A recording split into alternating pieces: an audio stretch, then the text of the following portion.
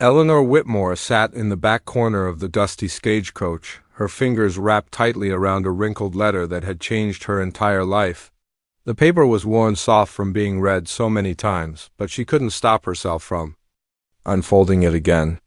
The words promised her a new beginning, a fresh start in the wild frontier town of Copper Creek, Montana. What those words didn't tell her was that this journey might be her last dot. The stagecoach bounced and rattled along the rough dirt road, making her stomach churn with each bump. 3 other women shared the cramped space with her, all heading to the same destination for the same reason. They were mail-order brides, women who had answered advertisements from men seeking wives in the untamed West. Eleanor had thought she was making a smart choice, escaping the poverty and hopelessness that had swallowed her life in Boston. Her story wasn't unusual for women of her time. After her father died in a factory accident, Eleanor had watched her mother slowly waste away from grief and illness. With no money left and no family to help, Eleanor faced a choice between working in dangerous factories for pennies or finding herself on the streets. The marriage broker's office had seemed like a miracle when she first walked through its doors. 6 months ago, Mr. Cornelius Blackwood had been a smooth talker with an expensive suit and promises that sounded too good to be true. He told her about successful ranchers and businessmen who needed good wives to help build their empires in the growing territories. The arrangement seemed perfect. Eleanor would travel west, marry a respectable man, and build a new life far from the crowded, dirty streets of Boston. But now, as the stagecoach carried her closer to her destination, Eleanor was beginning to realize that something was terribly wrong. It had started with small things that didn't seem right. The other women on the coach were unusually quiet, speaking only in whispers when they thought no one was listening. When Eleanor tried to join their conversations, they would quickly change the subject or fall silent altogether. Yesterday, during a stop to change horses, Eleanor had overheard a conversation that made her blood run cold. 2 of the women were talking in hushed voices near the water trough behind the station. One of them, a thin girl with hollow eyes, was telling the other about letters she had received from her sister who had made the same journey 2 years earlier. "She wrote to me for the first few months," the girl whispered, glancing around nervously. "Told me about her new husband and how different everything was from what she expected. Then the letters just stopped coming. I wrote to her dozens of times, but never heard back.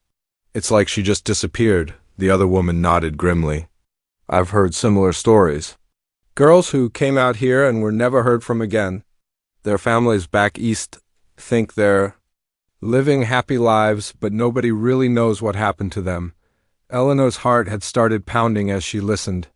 She wanted to tell herself that these were just frightened women sharing scary stories, but something deep in her gut told her there was truth in their words. The marriage broker had been very specific about certain things. Once they arrived in Copper Creek, the women were not to contact their families back east for at least 6 months. He claimed this was to help them adjust to their new lives without being homesick, but now it seemed like something much more sinister. As the hours passed and the landscape grew more wild and empty, Eleanor began to piece together other warning signs she had ignored. The marriage broker had been very particular about the type of women he selected. They all had to be alone in the world, with no close family or friends who would ask too many questions if they disappeared. They had to be desperate enough to agree to travel across the country to marry a complete stranger. Eleanor fit that description perfectly.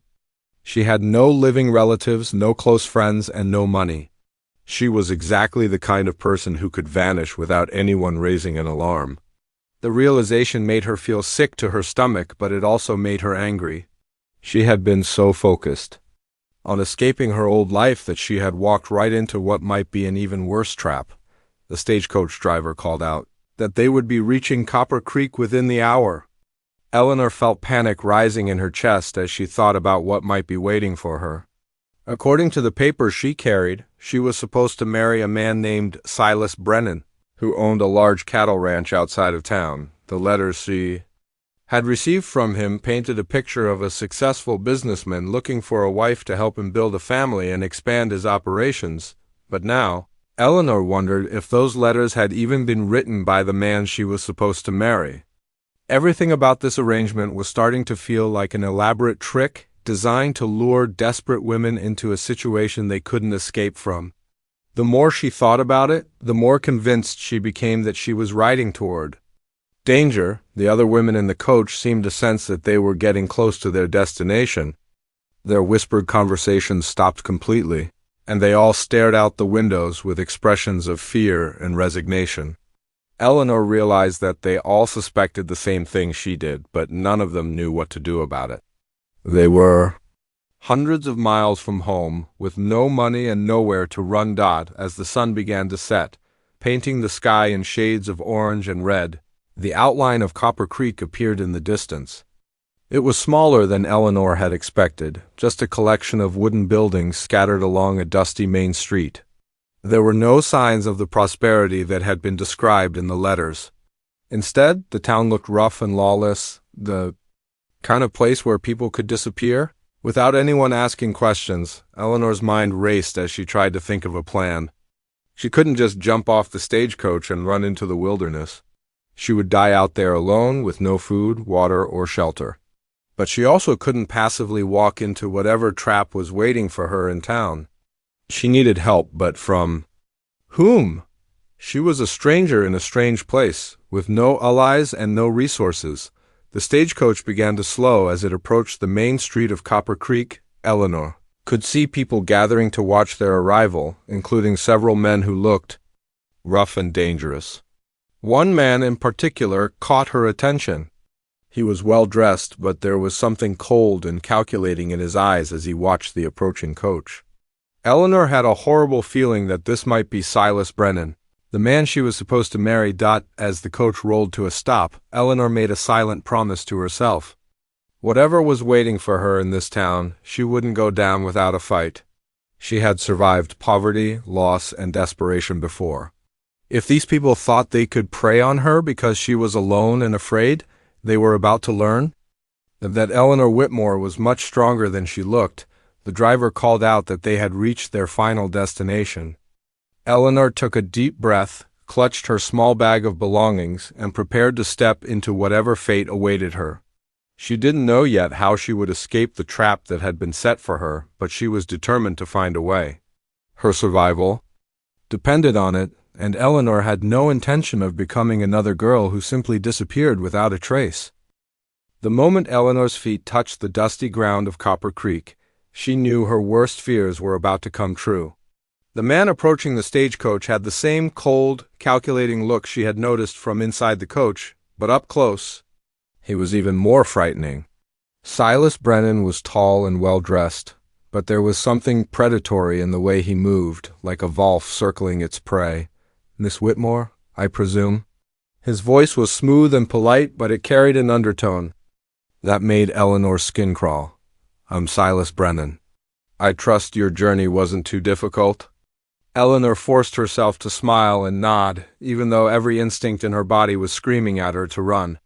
"Yes, Mr. Brennan. Thank you for meeting me." Two men flanked Brennan on either side, and Eleanor quickly realized they weren't ordinary ranch workers. These men looked like hired muscle, the kind of people who solved problems with violence rather than words. Their eyes constantly scanned the area around them, and they both carried guns in a way that suggested they knew how to use them. Eleanor had never seen real ranch hands before, but she was pretty sure they didn't usually look like criminals. "I hope you're ready to begin your new life immediately," Brennan continued, his smile never reaching his eyes.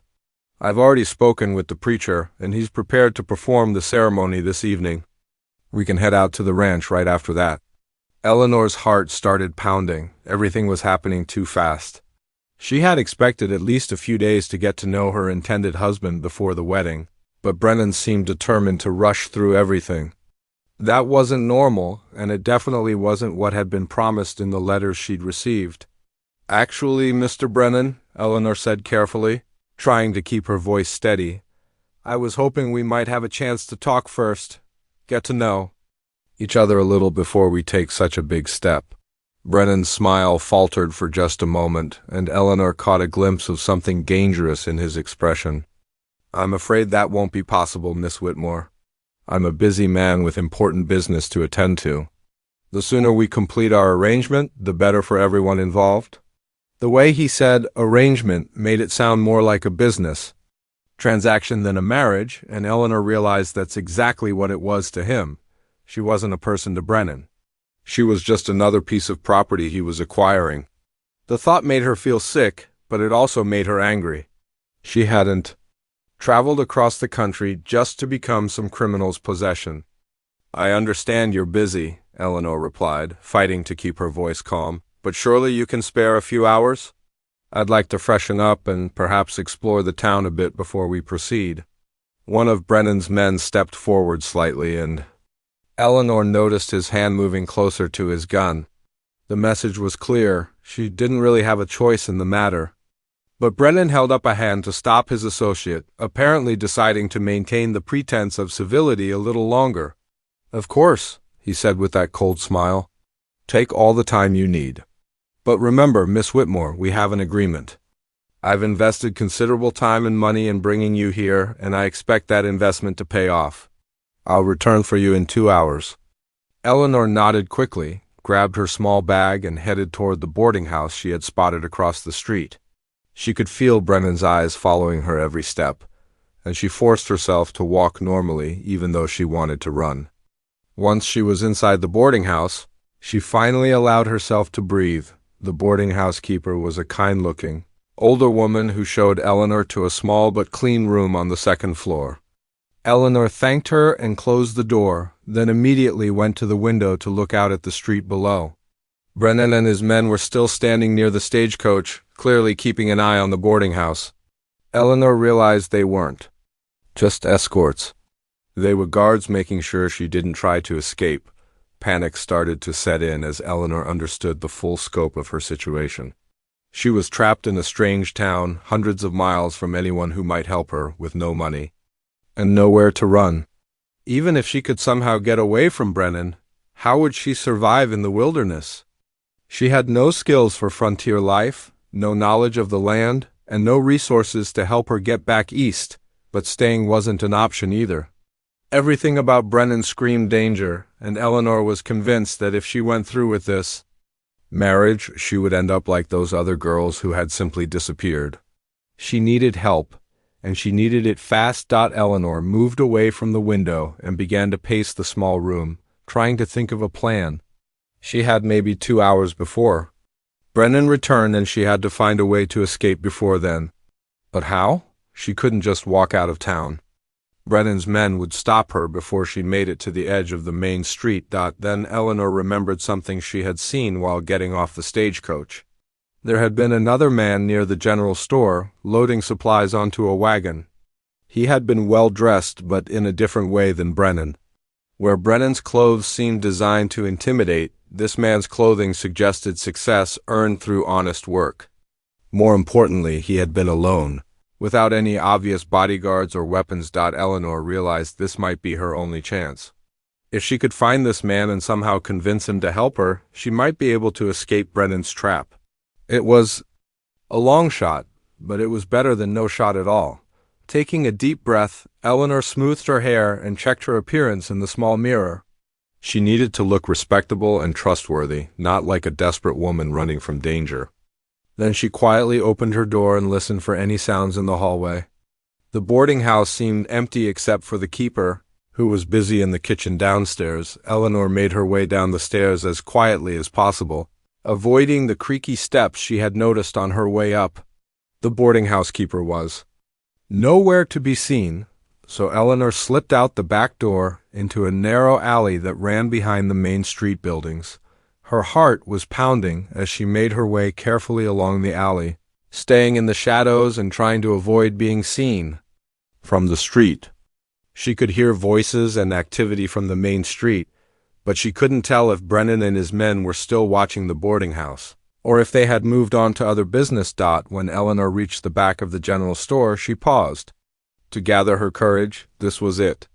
In a few moments she would either find help or put herself in even more danger.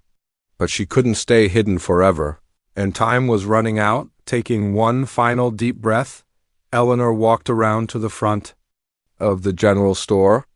The man she had noticed earlier was still there, checking items off a list as workers loaded his wagon. Up close, Eleanor could see that he was probably in his 30s, with the kind of weathered face that spoke of honest outdoor work. His clothes were practical but well-made, suggesting he was successful but not flashy about it. Most importantly, when he looked up and noticed her approaching, his expression was kind and curious rather than predatory. Eleanor felt a spark of hope for the first time since arriving in Copper Creek.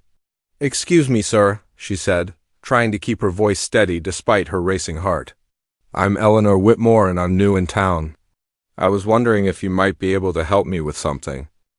James Morrison looked up from his supply list when he heard the woman's voice and immediately noticed something was wrong. The young lady standing before him was trying hard to appear calm, but her hands were shaking slightly, and there was a look of barely controlled fear in her eyes. In his 32 years, James had become good at reading people, and this woman was clearly in some kind of trouble.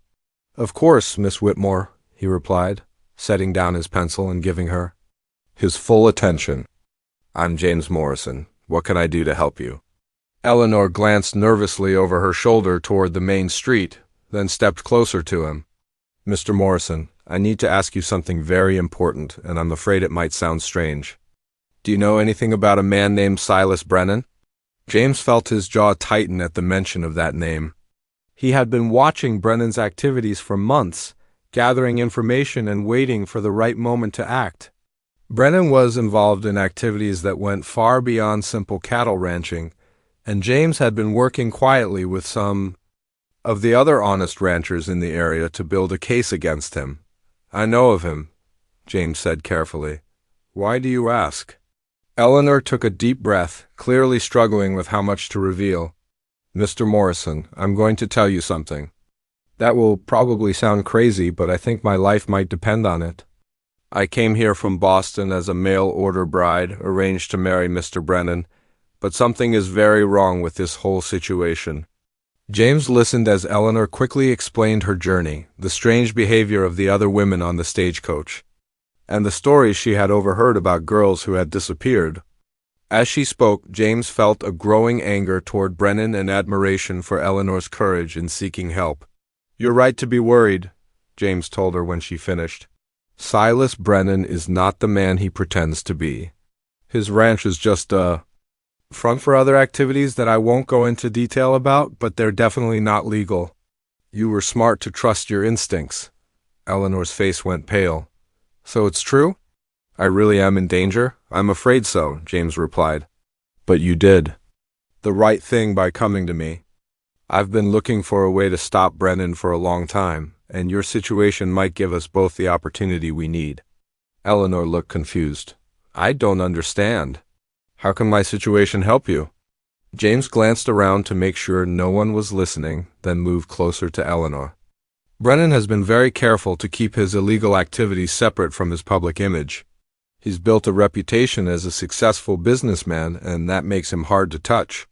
But if we can expose what he's really doing with these mail-order bride arrangements, it might be the opening we need to bring him down." "But how?" Eleanor asked. "I'm just one woman with no proof of anything. It's my word against his." James had been thinking quickly while Eleanor told her story, and an idea was forming in his mind. It was risky, but it might be their best chance to save Eleanor and stop Brennan at the same time. "There is a way," he said slowly, "but it would require you to trust me completely, and it would put us both in danger." Eleanor looked into James's eyes, searching for any sign that he might be another predator trying to take advantage of her desperation. But all she saw was honest concern and a determination to do what was right. After a moment, she nodded. "Tell me," she said. "We announced publicly that you've changed your mind about marrying Brennan," James explained. "Instead, you're going to marry me right here, right now. That gives you legal protection under my name and my reputation in this community. It also gives me a legitimate reason to openly oppose Brennan without seeming like I'm just causing trouble." Eleanor stared at him in shock. "You would do that?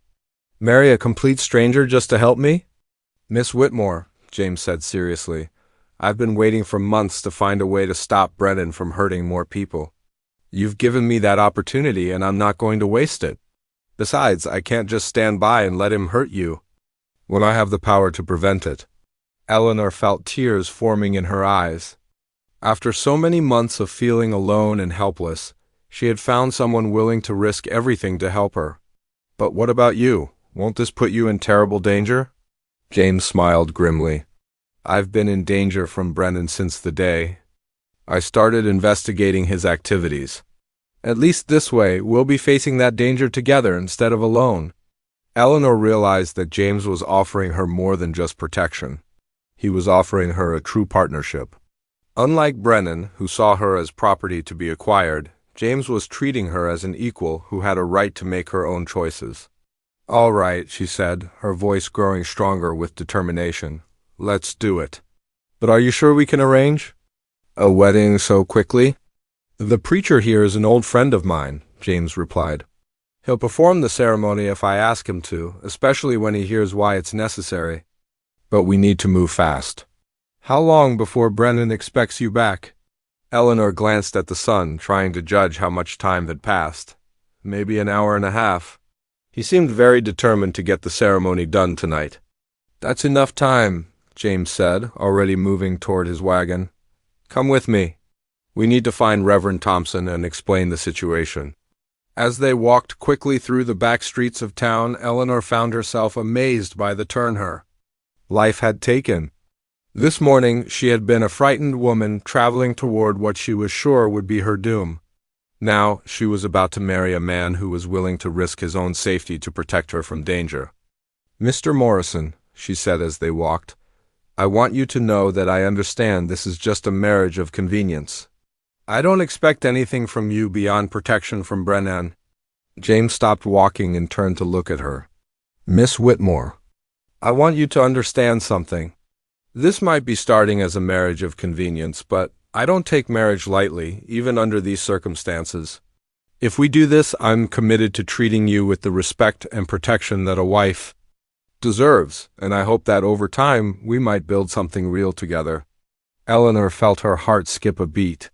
She had expected James to see this as purely a business arrangement, but he was clearly thinking of it as something more meaningful. The idea both thrilled and terrified her. They found Reverend Thompson at the small church at the end of Main Street. James quickly explained the situation, and the elderly preacher's face grew grave as he listened. "Silas Brennan has been trouble since the day he arrived in this town," the Reverend said when James finished. "I'll be happy to perform this ceremony, and I'll make sure it's legally binding and properly recorded." As the Reverend prepared for the ceremony, Eleanor felt a mixture of fear and excitement. In a few minutes she would be married to a man she had met less than an hour ago. But somehow that felt far less frightening than the alternative she had been facing. "Are you ready for this?" James asked her quietly as they waited. Eleanor looked into his kind, honest face and felt a sense of calm settle over her. "Yes," she said with certainty. "I'm ready." The simple wedding ceremony had barely ended when James knew they were in serious trouble. As he and Eleanor walked out of the church together, now legally married, James spotted one of Brennan's men watching them from across the street. The man's face was twisted with anger, and he quickly disappeared into the shadows, obviously rushing to report what he had seen to his boss. "We need to get to my ranch immediately," James told Eleanor, his voice calm but urgent. "Brennan isn't going to take this news well, and I want you somewhere safe before he has time to react." Eleanor nodded, understanding the gravity of their situation. She had hoped that marrying James would solve her problems, but she was beginning to realize it might have just created bigger ones. As they climbed onto James's wagon, she could see people gathering in small groups along the main street, whispering and pointing in their direction. News traveled fast in a small town, and everyone would know about their surprise wedding within the hour. The ride to James's ranch took about 30 minutes, and Eleanor was amazed by what she saw when they arrived. Unlike the rough, intimidating appearance of Brennan's operation, James's ranch looked like a real home. The main house was well-built and welcoming, surrounded by neat outbuildings and healthy-looking cattle grazing in fenced pastures. Everything about the place spoke of honest hard work and careful planning. "It's beautiful," Eleanor said, as James helped her down from the wagon. "Thank you," James replied, but his attention was focused on the horizon behind them. "Eleanor, I need to be honest with you about what we're facing. Brennan isn't just going to accept what happened today and walk away. He's invested money in bringing you here, and more importantly, he doesn't like being crossed. We need to be ready for trouble." As if to prove his point, James's foreman, an older man named Pete, came riding up to the house at full speed. His horse was lathered with sweat, and his face was grim. "Boss," Pete called out as he dismounted, "we've got problems. I just came from town, and Brennan is gathering his men. Word is he's planning something for tonight." James felt his stomach tighten, but he wasn't surprised. He had known that marrying Eleanor would make him a direct target, but he had hoped they would have at least a few days to prepare. Apparently, Brennan was even more dangerous than James had realized. "How many men does he have?" James asked. "At least 6 that I could see," Pete replied. "Maybe more, and they're all armed and angry. Boss, I'll stand with you no matter what, but we're outnumbered here." James looked around at his ranch, thinking quickly. He had 5 men working for him full-time, all of them loyal and capable, but Pete was right that they were outnumbered. However, James had advantages that Brennan didn't know about. He had been preparing for a confrontation like this for months, and his ranch was better defended than it appeared.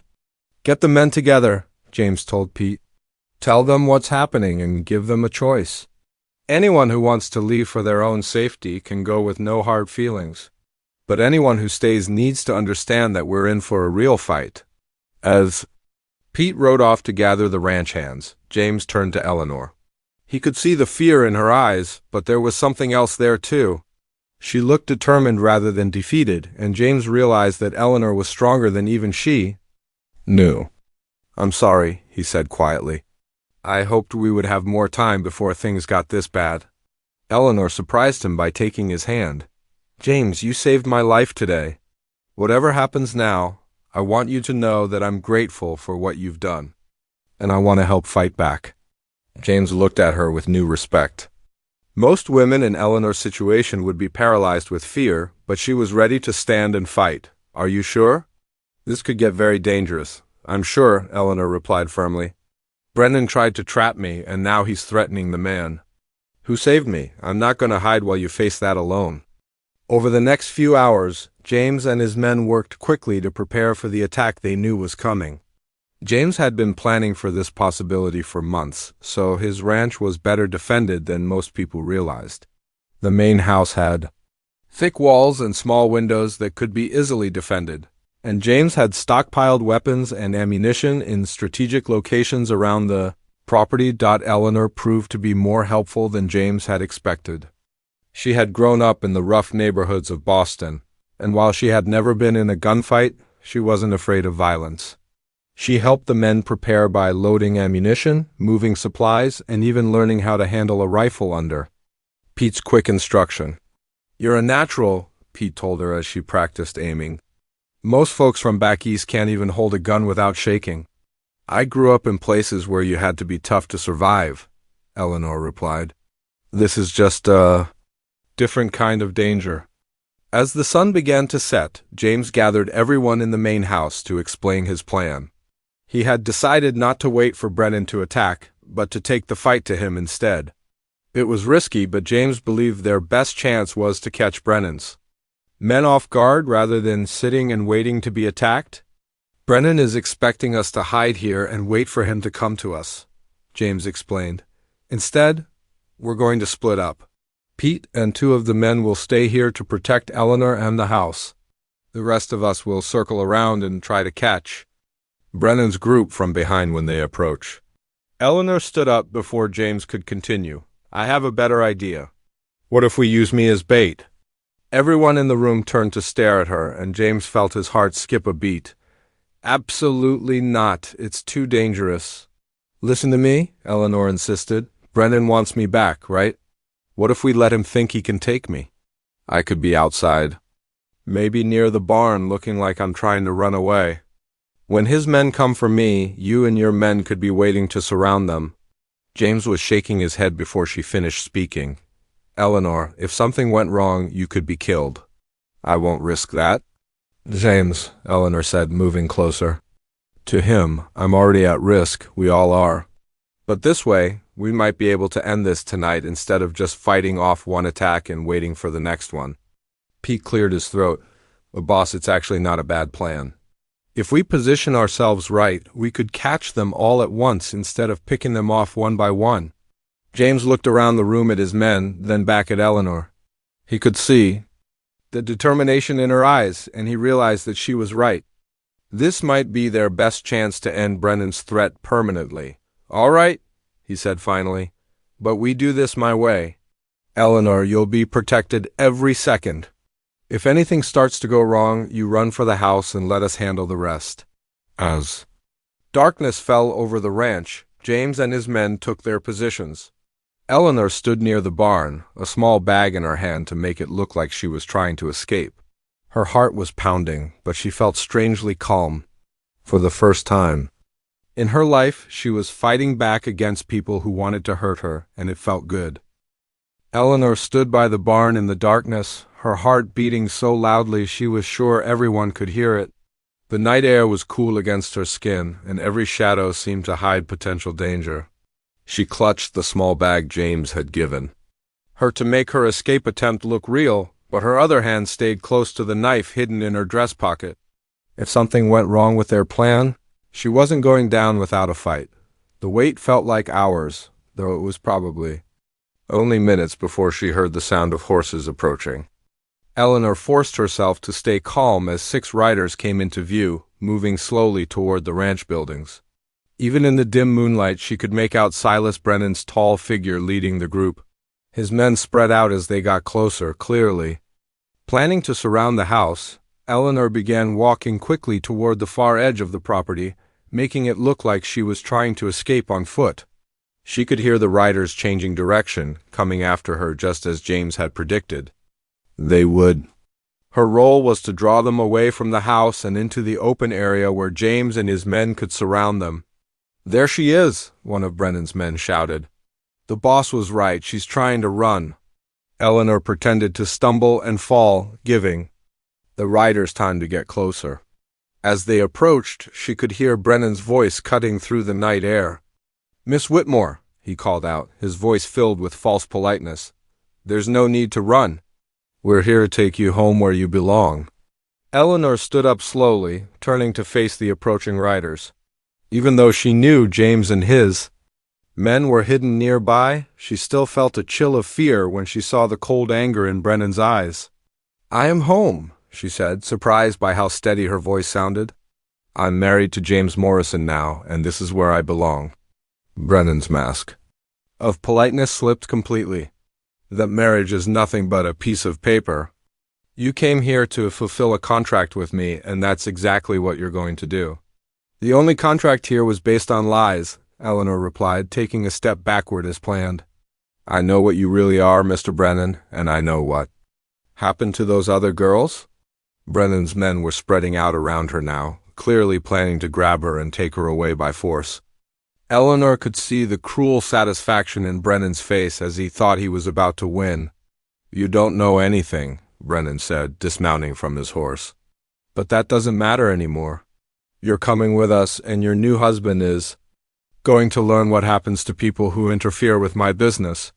That was when James stepped out of the shadows behind Brennan, his rifle pointed directly at the man's back. At the same time, Pete and the other ranch hands emerged from their hiding spots, surrounding Brennan's men completely.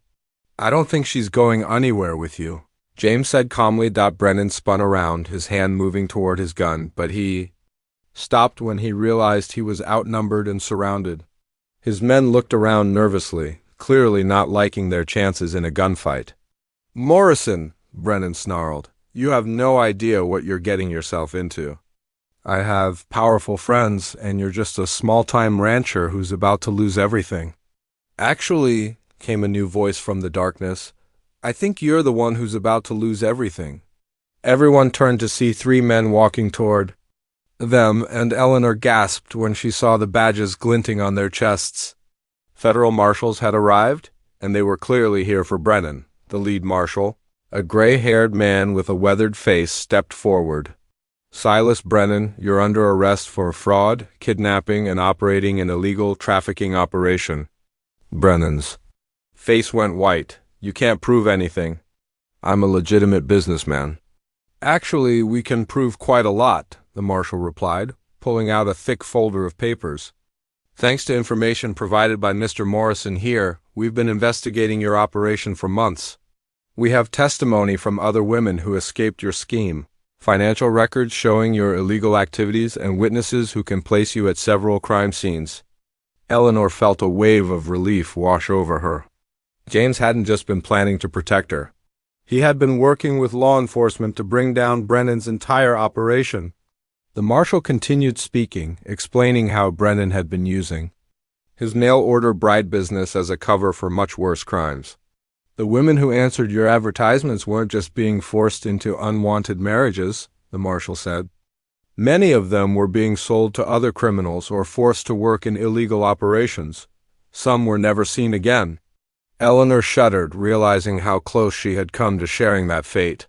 Without James's intervention, she might have become just another missing person with no one to look for her. Brennan made one last desperate attempt to escape, pulling out his gun and trying to use Eleanor as a shield. But Eleanor had been through too much to be anyone's victim now. As Brennan grabbed for her, she ducked low and drove her elbow into his stomach, then rolled away as James tackled the man to the ground. The fight was over quickly. Brennan's men, seeing their boss defeated and surrounded by federal marshals, surrendered without putting up any resistance. Within minutes, all of them were in handcuffs and being loaded onto a wagon for transport to the territorial prison. "Miss Morrison," the lead marshal said, turning to Eleanor with a respectful nod, "your courage in helping us catch these criminals probably saved the lives of many other women. The information Mr. Morrison gathered, combined with your testimony about what you experienced, will help us prosecute not just Brennan, but his entire network." Eleanor felt tears in her eyes as she realized it was finally over. The nightmare that had started when she answered that advertisement in Boston was ending, with justice being served and other potential victims being protected. As the marshals prepared to leave with their prisoners, Brennan looked back at Eleanor one last time. The cold calculation in his eyes had been replaced by defeat and rage, but Eleanor felt no fear anymore. He would never hurt anyone again. James put his arm around Eleanor's shoulders as they watched the wagon disappear into the darkness. "Are you all right?"